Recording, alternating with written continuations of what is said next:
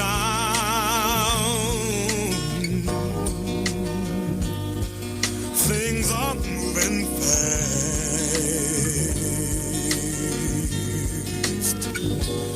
Hold on tight and you will last. Keep your self-respect, your manly pride. Get yourself in gear, keep your stride.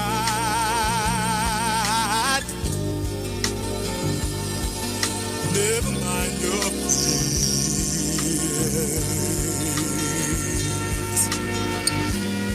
Brighter days will soon be here. Take it from me, someday we'll all be free. Yeah.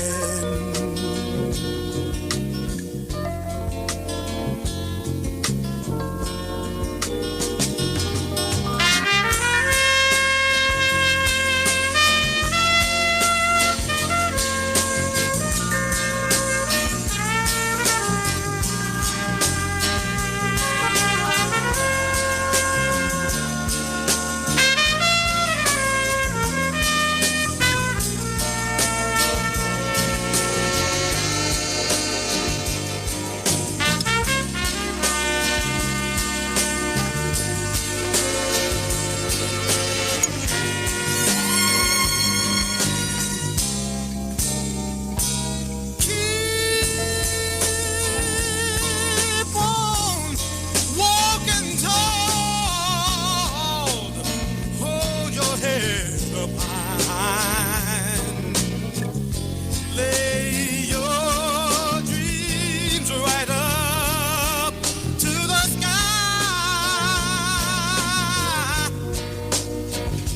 Sing your great song, and you'll keep growing, growing on. Take it from me, someday we'll all be free.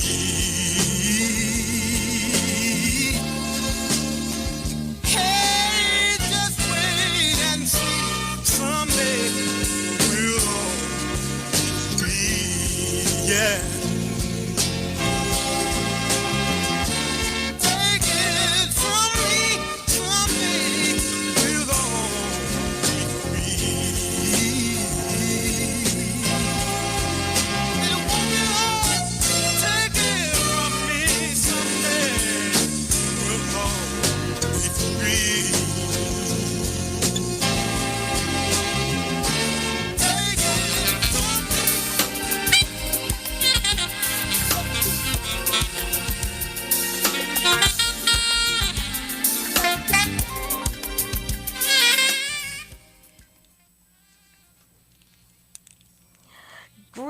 Greetings, Melanated Nation, and welcome to another powerful edition of Out of Darkness, Let There Be Light.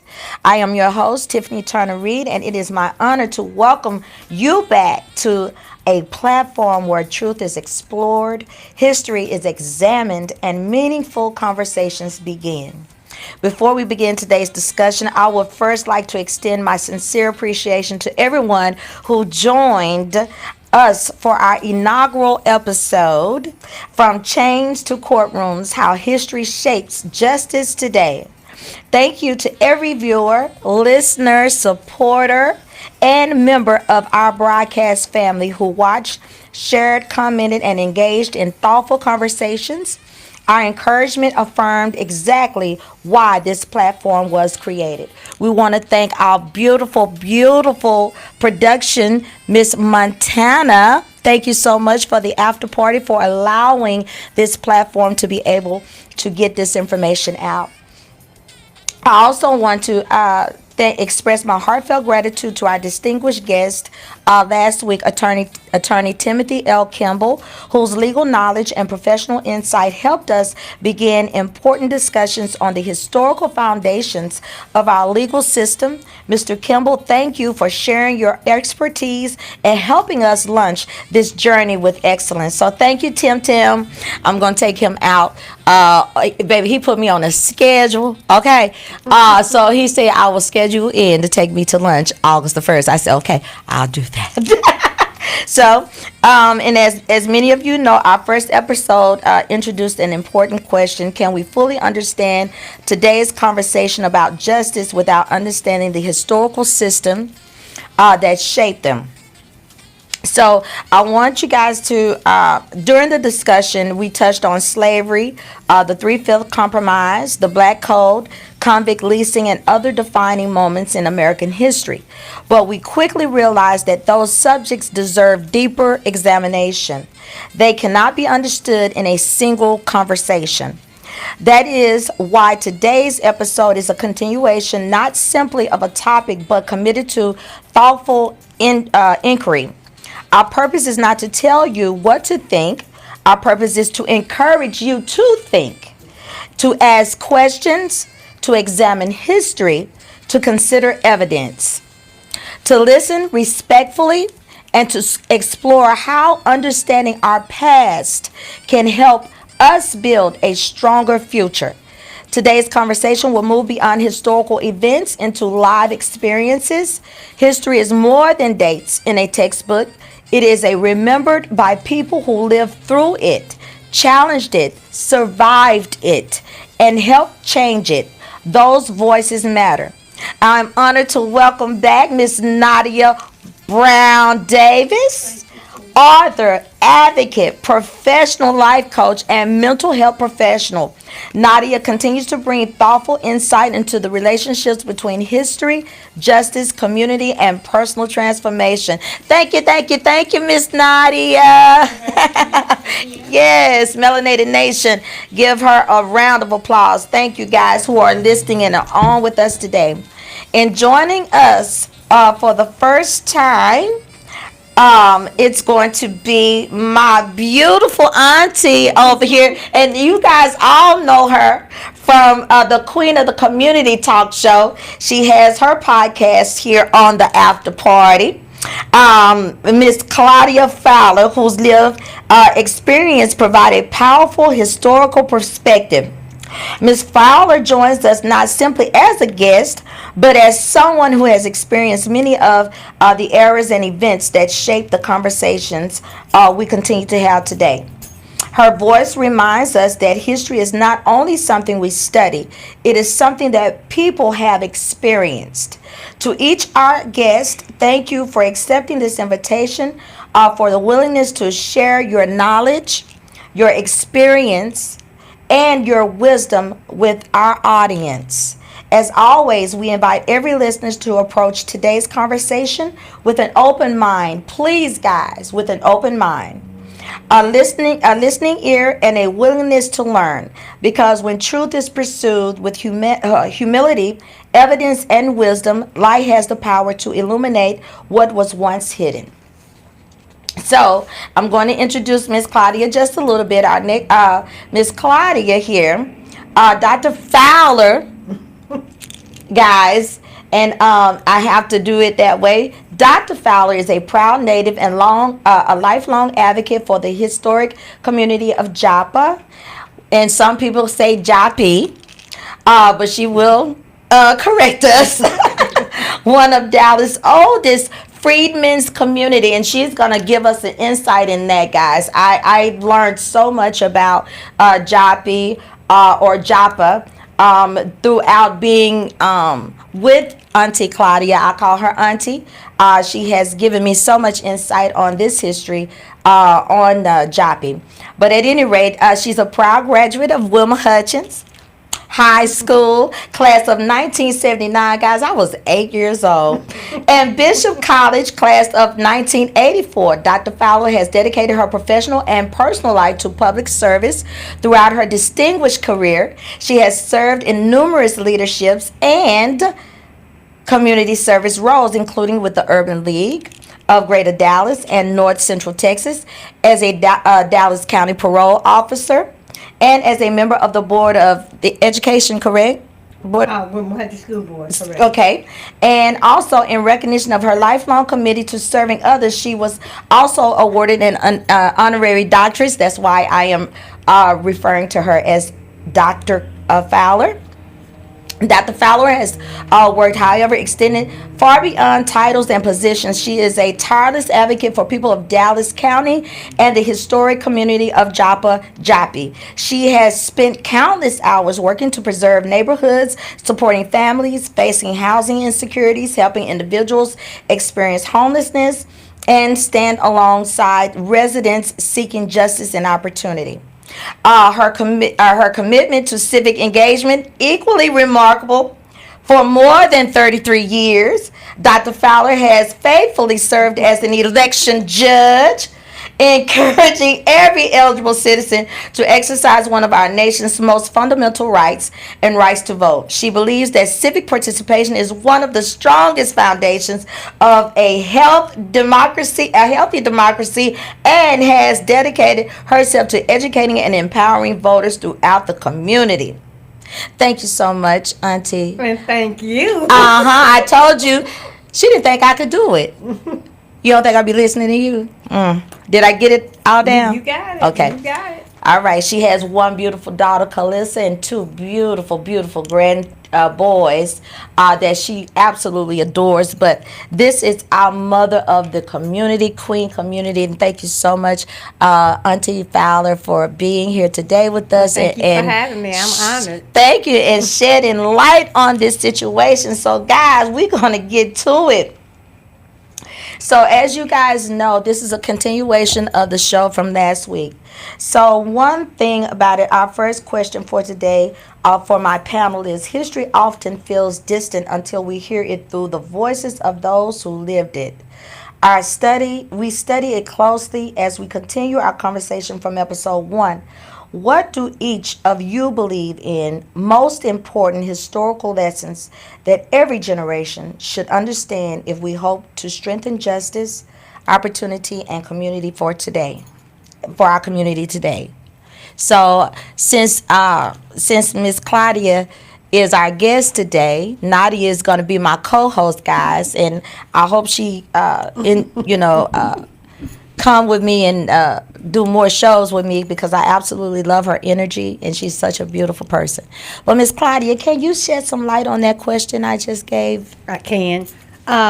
When we talk about the generation now, we have to look at that. I just think that they are misunderstood about the judicial system.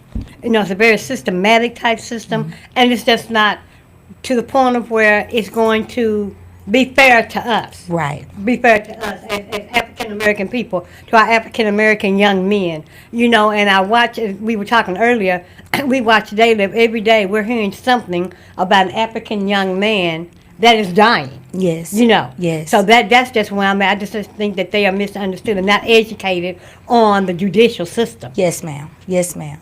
And that's where Nadia comes in. Nadia, what is your take on that? Because Nadia works in the justice system, and I have worked in the justice system as well. And but Nadia works on a different level, and then she has the understanding of a melanated person living here in America and has witnessed the injustice, and she's had to work through that. So, Nadia, what's your take on that?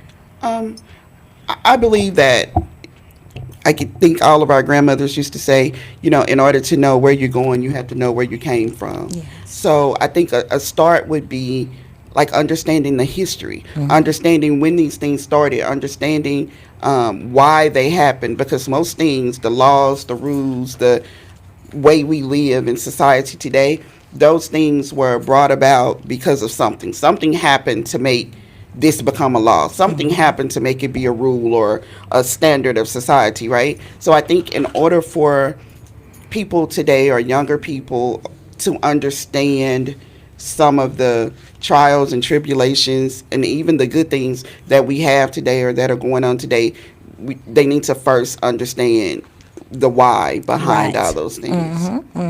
Yeah. Because if you've noticed on Facebook, a lot of the posts have been in comparison of Nolan Wells, and they did have his celebration of life, this week, and it was just so heart-wrenching watching his mother. Yes. And she was coming into the church, and yes.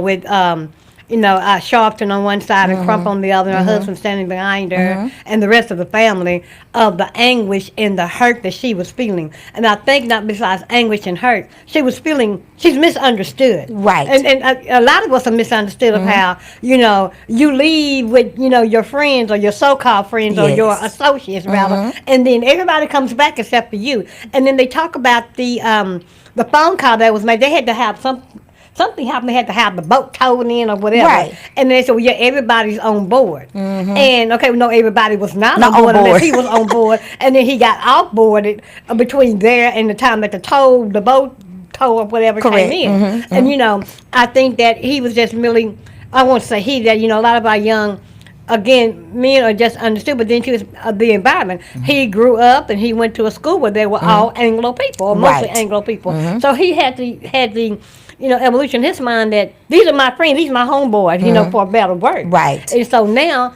none of them showed up at the services. Well, we understand, none of them showed up at the services. Right. The mother has not heard from them. Now, there have been a lot of children and young people at the house because they posted pictures. She's now posting pictures of some of his friends and whatever that have been at the house, watchful, waiting with her and the family till the other day of the service. But I think that, like he said, we were taught when we were growing up, like you said, and I know we're going to get on the Jim Crow era, about our black history. We were taught in our homes about, and then when they have been comparing a lot of this to Emmett Till. Yes. You've been seeing pictures of Emmett Till and the death and the funeral where his mom said, no, let the world see. Right. Let them see. Let them see it. And I am sure that if Nolan Wells' mother could have probably did an open casket, she probably would have said the same thing. No, let them see my child. Yes. This is what they did. Yes. So that's where I'm at, with that on how I've been watching the comparison of what happened same month several years ago, whole decades ago. Exactly. To what has happened this past couple of months. Just one quick thing. Miss Claudia said that that was his environment. Those were his friends. I think an important thing for us as adults as well as children, be it in school, on a job, hanging out with friends, inclusion does not equal acceptance. Yes. Come on, Nadia. So, yes, my parents make enough money for me to live in this neighborhood with these people, and I do the same things that they do, and they speak when they, we all know how to be cordial with each other. It does not equal acceptance. This this brings me to this quote that I have heard a lot of our honorable teachers say: "We fall for the illusion of inclusion." Absolutely. Because even though we think that they are accepting us, we have to go back. I don't want to read that creed right now because that's for another show. Okay. But I do need you to understand, even though we're talking about the Jim Crow, because this is all a part of the black codes, we need you to understand that all of this is an illusion. Just because we accept you now in the schools does not mean that we accept you, really accept you. And it's not even an acceptance in the school. You're allowed. Yes, you're allowed. You're tolerated. You're tolerated. Right. Yes. That it's still not acceptance. Exactly. And better not get celebrated too much, because if you get celebrated too Yes. much, there becomes the problem. That's Just the like problem. when in the 60s, when I went to, back in the 1960s or whatever, early 70s, I went to private school, Catholic school. Now, the majority there was some Hispanics because they were of the Catholic faith. Right. Then you had some blacks that were in private school or Catholic school because your parents made that kind of money. Right. So again, you were accepted, on the status quo. And then as you grow up, Now you see, African American private schools not really a big deal, but Right. back then, it was. But and then you seen the Anglo because their Yes. parents sure could afford it. Yes. They didn't want their children in public school. No. So for God's sake, no, you're not going to public. You're going to John 23rd. You're going to St. Anthony. You're going to Yes. wherever that you're going to Yes. go to Uh-huh. with a saint, probably with a saint on the name. Right. Mhm. And that was cool. That's what you wanted your child to do. But at the end of the day, when you get into second grade, third grade, fourth grade, some of the friends that you had made even from kindergarten or of Anglo. Yes. And then you Yes. grow up being the best of friends. Well, like you said, right now it's an illusion Yeah. through the inclusion. Exactly. And so I think that needs to be, again, we need to have this conversation in the home. A lot of this stuff needs to be revisited. We need to reiterate some things that went on back, like Auntie said, in the 1960s, 1950s, and so on.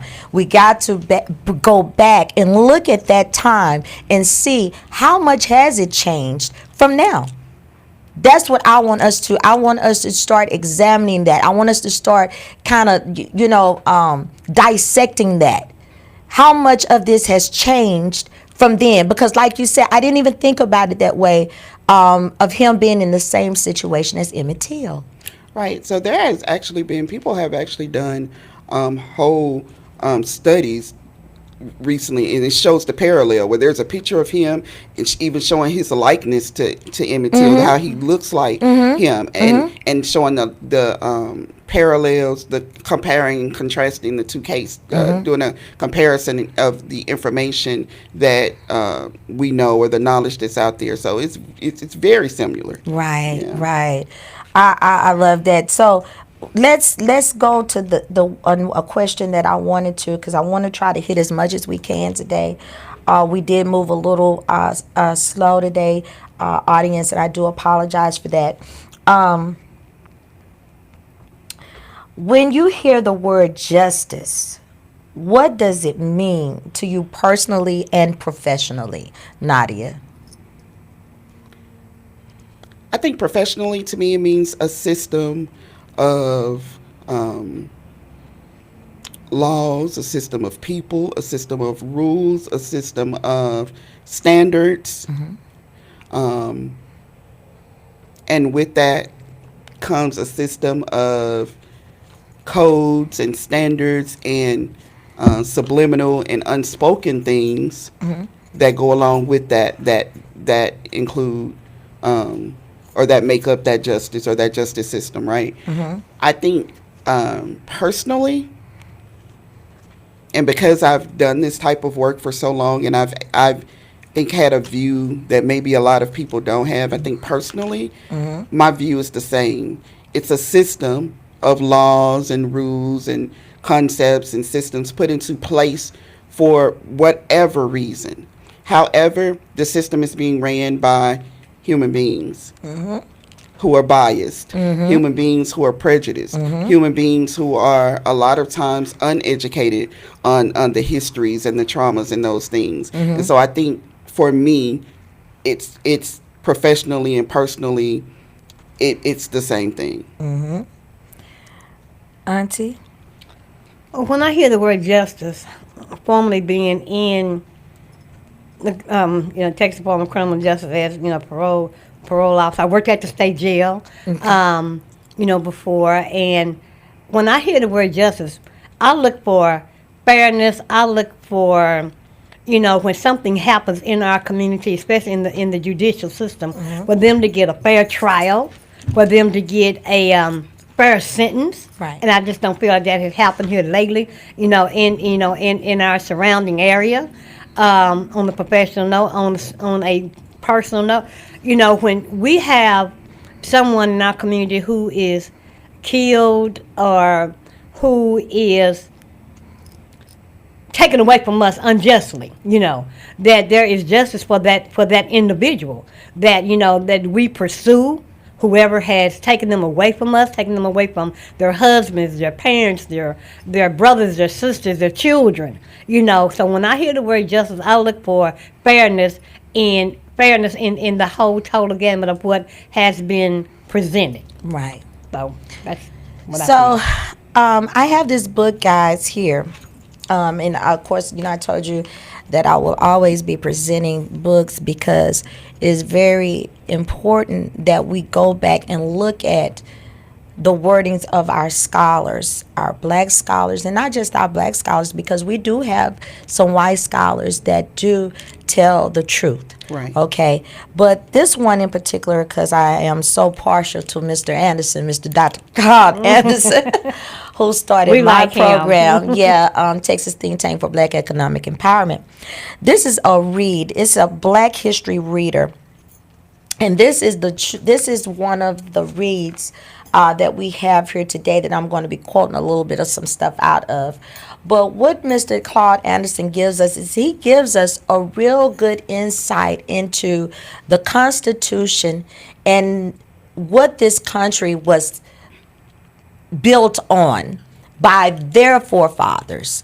Okay. And in here, I just found a little quote that he said, the founders wanted to protect whites as well as their own reputations and the drafting of the U.S. Constitution. They did not want to be judged as duplicitous or the Constitution they drafted as hypocritical, proclaiming freedom and democracy for whites while at the same time establishing a peculiar institution for blacks. So that brings us to this question here.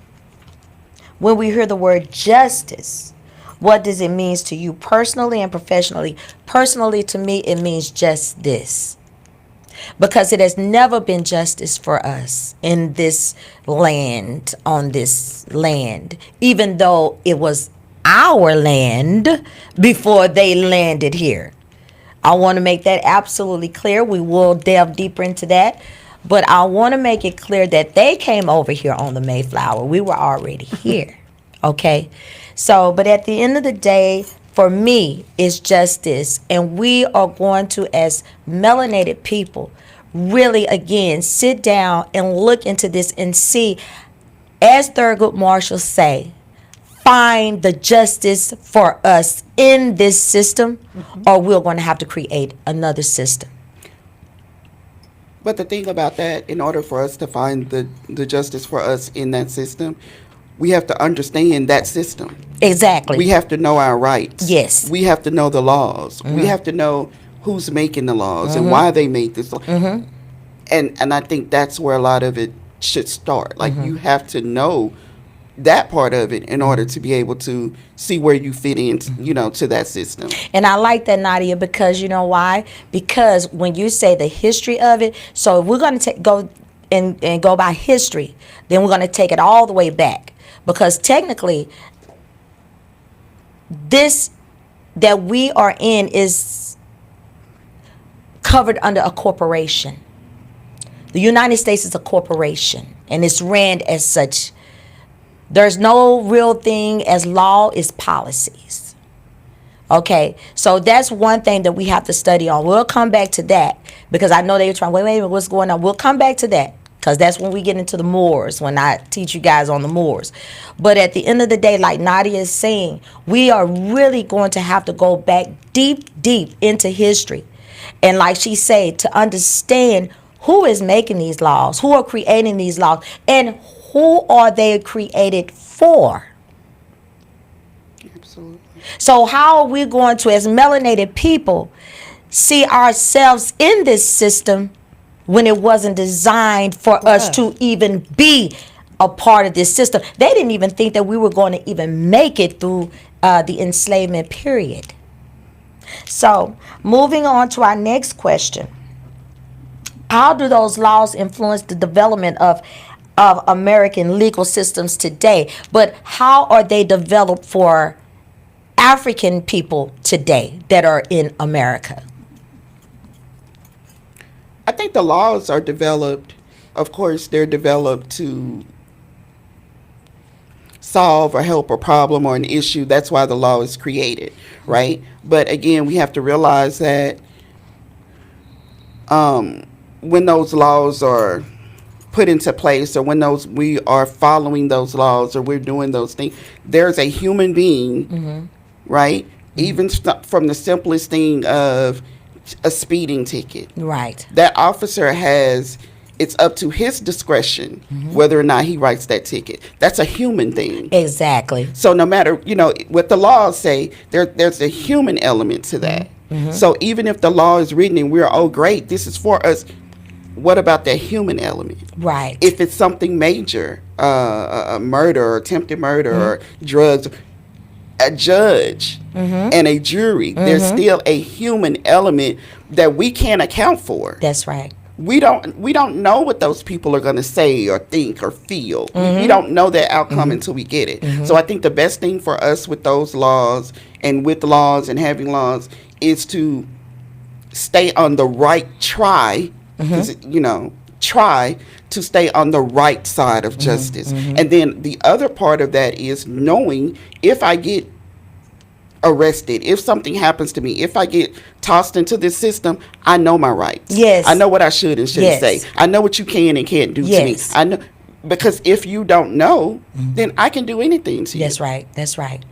And I think that's what's happening a lot of with our children, because we're not taking and I'm going to take accountability because, and that is again the reason why I created this, because we are going to, as the adults, as the parents of these children, we're going to have to take the accountability and say, okay, where did we go wrong? Because we already lived that time. We were already here in the 60s and the 50s, the 70s, and so on. And we know what was going on at that particular time. And we never seen changes. So we should have been already implementing these things in the schools. We're taxpayers. We have the right to say what we want our children to be taught. And if you can't do it there, Nadia, hold on. Because I know, because I love you being, but at the end of the day, Nadia, we do have the right of what our children should be taught. Right. And because if we are paying salaries, if we are taxpayers or we are avid taxpayers, then we have the right. Because if you're not teaching our children, you're not teaching our children how to survive. You're only indoctrinating them.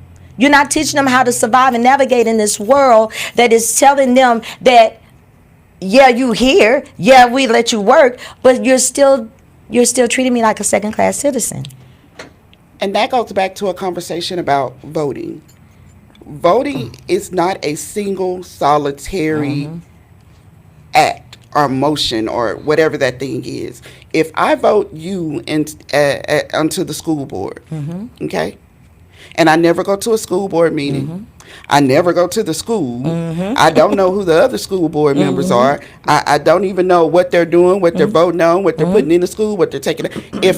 So yes, voting is a start, but we have, in order for those changes to be made, we have to, again, understand what's going on. Exactly. Go to the school board meetings. Stand up and say, Yes. yeah, no, this ain't working. Yes. This is what we need. Why are we taking this out of the school? Why are we taking this out of the books? Why can't we have this book, right? Yeah. But, Miss Claudia Yeah, does that. Yeah, Miss Claudia, But- come on and elaborate, because you work in both sectors. You worked in education, and also you are an avid person in the voting. So give us an enlightenment on that. Well, okay, and I do agree, with Nadia. But when it comes to voting, we have to look at the laws that are being made not only locally, but in our state and on our national level. Yes. Because people don't understand that certain laws come into effect September 1st. Or you getting your barbecue ready. Laws have Yes. on Labor Day, laws have been changed that you don't even know.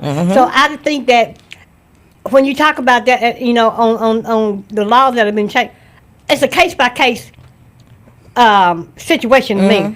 This law may apply to, Johnny Joe over here, who's Anglo and 17 years old, and it may be different for my black brother over here that's 23 years old. That's right. And, and he may not have the education that, didn't go to the same high school or whatever. So when you talk about that, I think it is a case-by-case basis of how the laws are provided, just like on some of these sentences.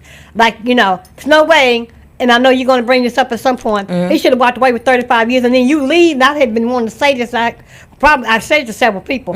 I've never seen anyone get found guilty that day, and you catch the chain out the same day. Right. I don't understand that. And you down, 45 to 290 to where, to where they sent this child to. So it's like, would you have done that to a young white male that's 17 years old? You would not have done that. Nowhere. Ever. And then when he was asked, well, we understand, he was asked if he could go home for one more night or whatever. No, it's a brand new day for you or whatever the situation was, or the words that got said. Right. So I think it's a case-by-case basis, and you're right.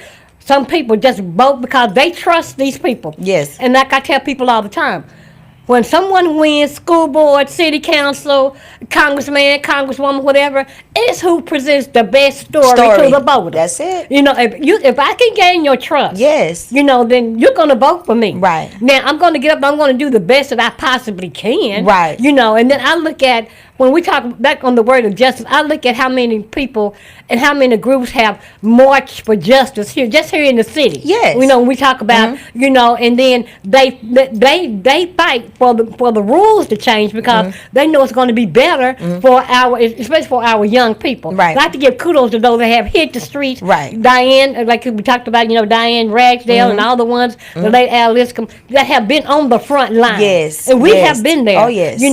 And because we know if it doesn't work one way, it's going to work another. Oh, yes. Because there used to be a time when DPD would even let us in the room to even look at a film. And now we can at least go in, and we have chiefs that understand there is a certain group in the city of Dallas, or people in the city of Dallas, that demand that this is what we do. Yeah. That's what they do for us, so we can go in and see where we can find justice at for the individual. So that's just why I'm at. I just think the rules change. Auntie, I love it. Thank you, because it's a case by case basis. You really make it live for us, because you were there. You were there on the front lines, and you witnessed that I can't drink out of this fountain. I can't go to this restroom. I can't go to this department store, whatever. You witnessed all of that. And I think that for some reason our youngsters don't understand. They are on the same mental level as our Anglo brothers and sisters that say, it's been so long ago. That was so long ago. It didn't. But you got someone right here that is sitting here with us today who had to go through that. And it hurts me that we cannot see that these people are still walking around us today. That is correct. Let me interject this. Now, I was born in 1960, but see, Jim Crow didn't really die off, and he's still alive. Yes. What I'm concerned. And we think that Jim Crow was a person. Jim Crow was not a person. He was not a person that you can touch, or that you can shake his hand, or that you can hug, or whatever. He, it came out of like a play, for a better word, or a playwright of how Jim Crow was. It was a time of when, and I've heard my great aunt and great uncle and my grandparents talk about the Jim Crow era, the Jim Crow era. Talk about paying poll tax, to be able to vote. So I may not have lived through that part of it, but I caught the remnants of the very back end of it, and they say the tail light of it. By listening to my parents and stuff, and there were certain areas in Dallas that in the late 60s and early 70s, blacks still couldn't go to. Blacks still could not participate. I heard them talk about, at the Majestic Theater, how they had to go through the back door and go up to the nosebleed level or whatever. So that's when, we talk about, justice, that our young people need to understand that what our parents and grandparents went through to get them to, if you sit in the courtroom, at least you don't have to feel like I'm coming to get railroaded. No, you don't have to feel like that, because you should get a fair trial. When you see people out here marching and chanting, that's for your behalf. You 9 and 10 and 11-year-olds that may get caught up, but the ones that have like the George Floyds and all that. So that's why I'm at for for the Jim Crow era. I may not have lived through the complete part of it, but there was an incident in Jappi, when you want to talk talk about the community, where there was a coordinated effort of the Jappa community and NAACP did a orchestrated protest up to our old school board building, which was on Linfield in Illinois. About 90 of our kids were turned away. Haircut, hair pressed, nice dresses, ready to go to school. But because of integration, because of segregation, they would not let them in. And that's how people like Melissa Pierce came on the scene, who built a school for the kids in Jappi. Because she said, enough is enough. Well, Right. that's where we need to be at today. When is enough going to be enough, to where she built a school for our children to say, well, okay, we don't want to deal with this anymore. We will educate our own, and that's where the buck needs to stop. Where we are educating our own today. Nadia, you had a thought before Miss Claudia came in, and you was going to speak on, because I kept seeing you like. You said, I think it's when you said, a lot of times, like the younger people say, that was so long ago. That doesn't affect us. And not younger people, because when you look on social media and different things, you see other people, adults saying, people that are not African American or not black saying, that was so long ago, you guys should forget that. However, we don't, I think there's a lack of understanding of how traumas and how those things are handed down, and how they, if we think about on the simplest level, if you had a mom that was sexually assaulted or something, and you grew up as a girl, when you grew up, that mom was probably very cautious of what she let you do, who she let you around, because of her trauma. So she handed that down to you through her teachings. Right. The same thing goes for slavery and things like that. Yeah. Our grandparents and great-grandparents weren't slaves. However, their parents and great-grandparents were. So in their teachings, they taught them, you don't do this. You don't do, this is the way you do that. That's right. Because of their traumas. Yes. So a lot of things that may not have happened to us directly. Right. It came to us because of the trauma of our parents or our grandparents, and through their teachings to us. And please do know, I have been dealing with an issue for the past 2 weeks from trauma within my own family, and we're going to talk about that. I want to talk about that because this is very, very serious, because we don't, that's how this is the reason why we can't navigate, because of this trauma, and we haven't dealt with this trauma because of that same thing of what happens in this house stays in this house. And we got and that is what we are told as little girls and little boys growing up. Well, like I said, I grew up in an African American house, so that's what we're told. What goes on in here stays in here. So the trauma that our ancestors endured in the enslavement period, being prisoners of war, that energy transferred from generation to generation to generation. And we continued the same cycles, and we're still continuing the same cycles today. And so, but I want to be the person that says, okay, we're going to kill this generational curse. We got to. So that's another subject that we're going to talk about. So hopefully I can get Nadia back on the show so that we can talk about post-traumatic slave syndrome, which is the trauma that is left for us from the enslavement period. I want to say this quickly because we're going to have to close out. I am so sorry. I know you guys probably say, oh, now today they got a good show. And we do, and I love it. I love having high level conversations because it just opens up the dialogue of things that we really need to address. But I want to say this one thing: we really didn't get to touch on a lot of things today, but that's okay. We'll get through them, as we go through these episodes. But one thing I want you guys to know is that I did a little research on the 10th Street. I did not, and even though my grandmother, my aunties, they all lived down on that end, I never knew that this was a Freedman's town as well, 10th Street. The school, matter of fact, that little elementary school as you're coming right round from 10th Street, what's that school? Town Center. What is Town Town View? View. If you go down, it's that little school. Because I always wondered what that school was, but this was a very prominent and thriving black community on 10th Street. I did not know that. And so the school that they built, these are some of the families that live down there. I'm like, even my grandmother, my aunties, all of this, and I was so like amazed. I'm like, on 10th Street, and then the school, Greater Bethel Missionary Baptist Church. That church was built for that. I mean, I was looking at this, guys. You need to go and just really delve deep into this, history. It is absolutely phenomenal. And I was like, I never, the school here, what was it? N.W. Harley. Harley. N.W. Harley, guys, look at this. I always thought about that school. So I mean, we have some very rich history here in Dallas, and we have some good history, and we got some real bad history, because I pulled up a lot of lynchings that we did here in Texas, like I told you guys from the book I brought last week, 100 Years of Lynching.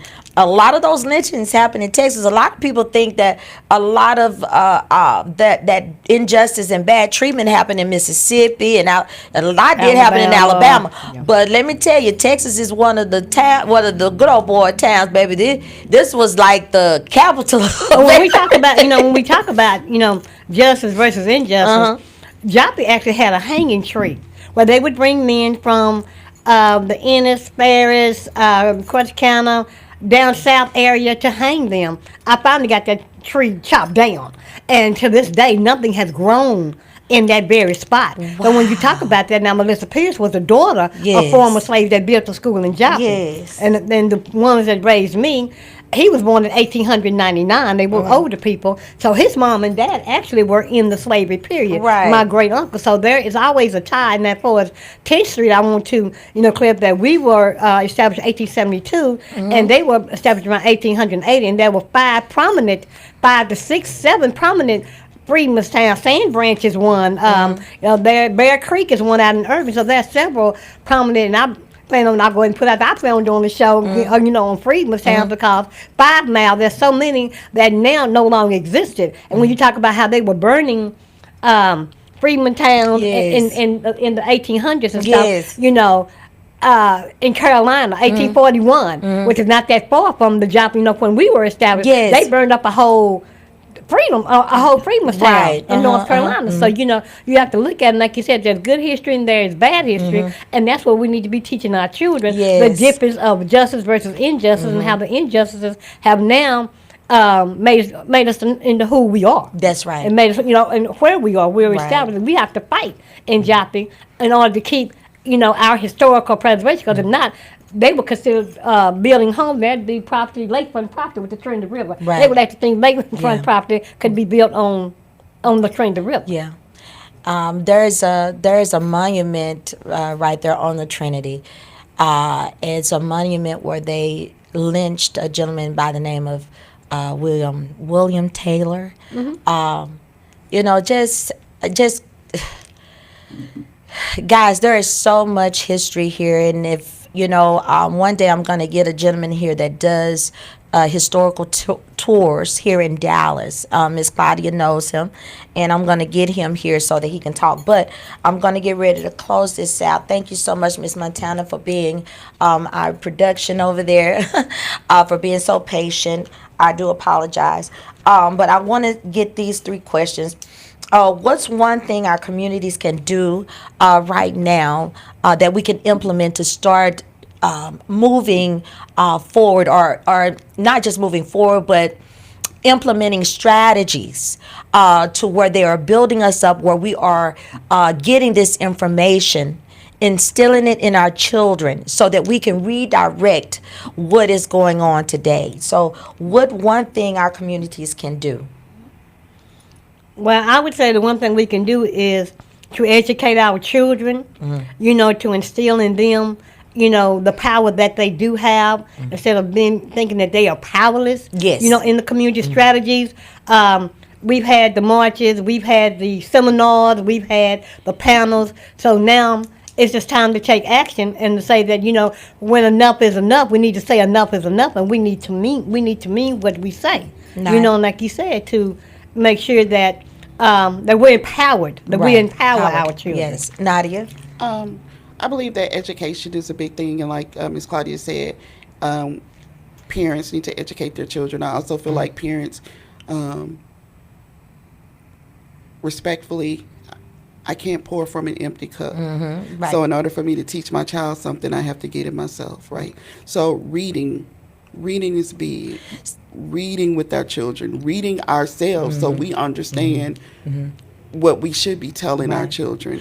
So this is one thing that I want to implement. I think that we need to come together as a community, and everyone in that neighborhood, because again, we don't have communities, everyone in that neighborhood on a Saturday, someone takes it upon themselves and say that we're going to have a group, a book club, or we're going to get our children together. We're going to take them on these little tours to see historical monuments. We're going to get together. We're going to start reading different books, and getting the children. So as the elders, and if the elders don't know, get with people who do know and educate yourself. What books do I need to get? Go down to the Pan-African bookstore. Ms. Okwete would love to educate you on things to get you started. I keep implementing that. It is very, very important that we do it. Again, like Nadia say, we have to pour into ourselves in order to pour into something else.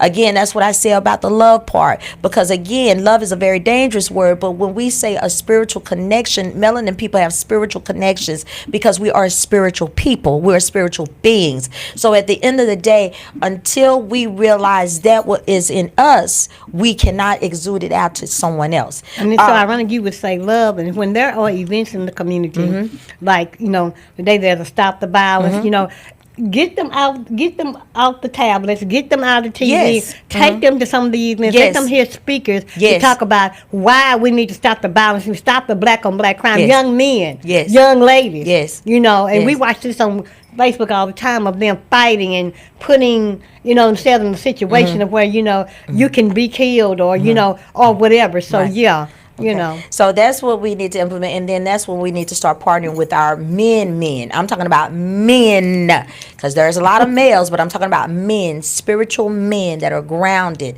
that are that have ascended into the consciousness of where they need to be in order to move this generation. So what's one thing institutions can do? First of all, we have to create institutions. That's number one.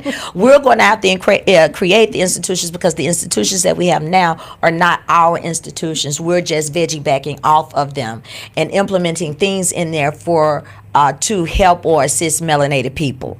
So when I say that, we are going to have to start creating our institutions. So that means that we're going to have to come together for real, as real people, and sit down and say, we have a problem here.